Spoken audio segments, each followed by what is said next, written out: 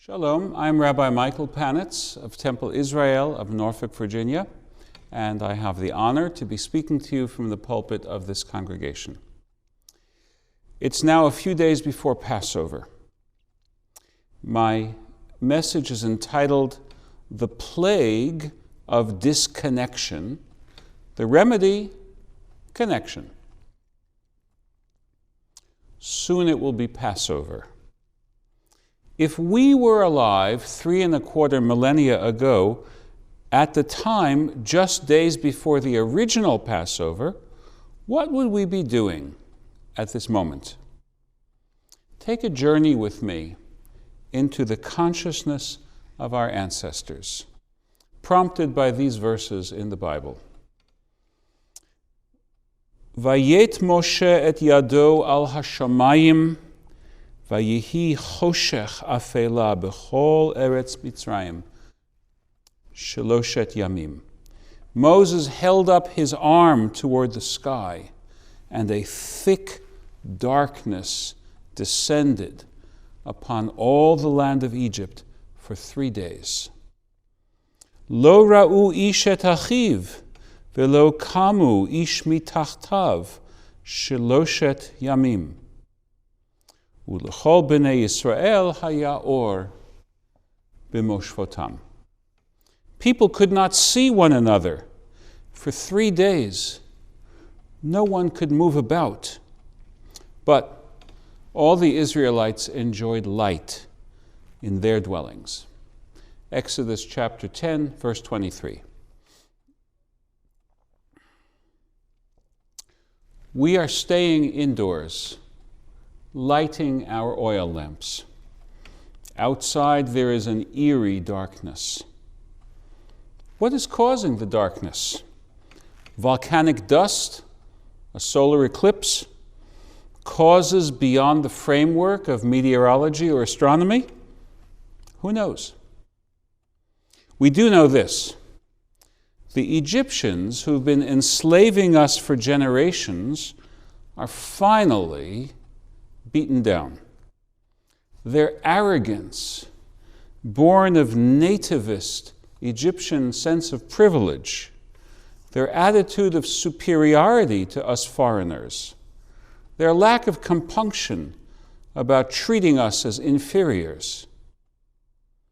8 plagues and now this plague of darkness have shaken them more severely than anything since the Hyksos conquest generations ago. Belatedly, they want to get in good with us. Apparently, they are now aware that our God is to be reckoned with. Having dispatched their Horus, Osiris, and now their sun god Ra, what will the God of Israel do next? Maybe God will truly get down to business next time and take aim at their own families. Ironic, isn't it? The earlier plagues were more deadly than this one. Cattle disease, illness-bearing vermin, crop-destroying locusts. Those plagues were, in fact, harder to bear than the darkness that now enshrouds Egypt. This plague is more than physical, it's psychological, mostly psychological. The Egyptians are immobilized. They sit in their houses, unable to move, unable to recognize their own brothers, although they can smell the sour smell of fear rising from their own bodies, and they can hear each other's ragged breathing. Long ago, when Joseph first saw to our settlement in Egypt, he arranged matters so that we would not be integrated into the heart of the Egyptian populace. He settled us in Goshen land, at the extreme eastern edge of the Nile Delta.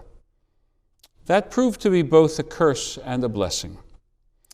It was a curse when the pharaohs, Seti and Ramesses, decided to build fortresses covering the northeastern flank of their country, which they feared would be an avenue of invasion for some enemy Semitic army. We were living just where they wanted to erect their fortifications. And so we were the convenient population to be forced into slave labor battalions. But now, our location has become a blessing.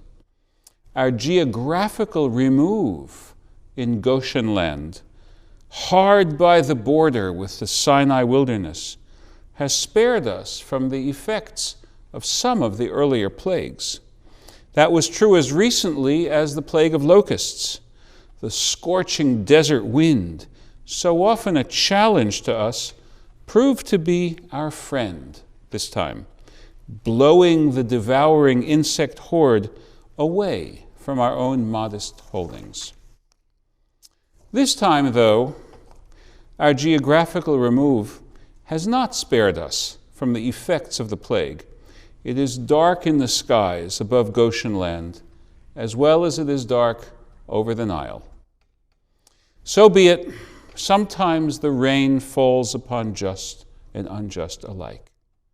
It may be dark outside, but we have light inside our dwellings.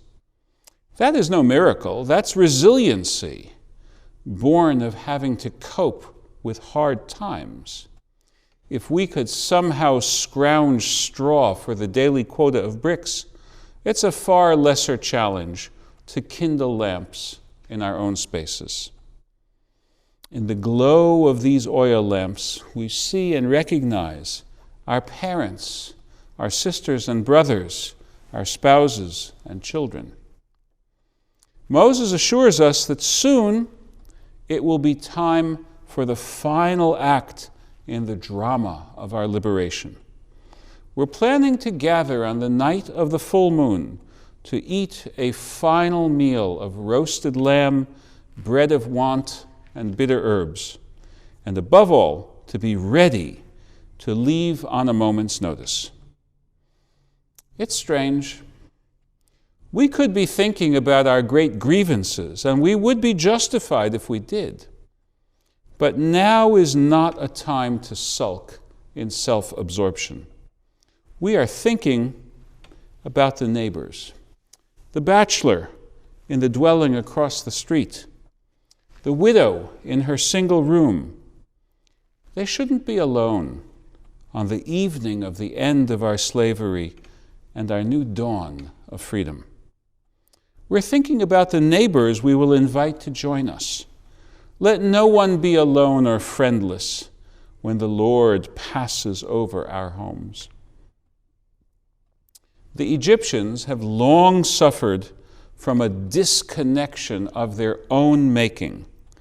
They refuse to connect with any ethnicity other than their own. Our God punished them measure for measure.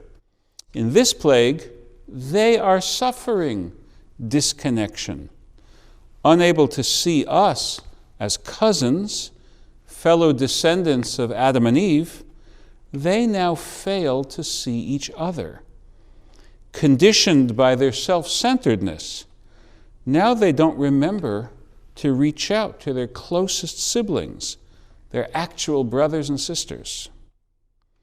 We are in the same external darkness as they are, but we are connecting. We have light in our dwellings. That is already a foretaste of liberation. Next year, in the Promised Land,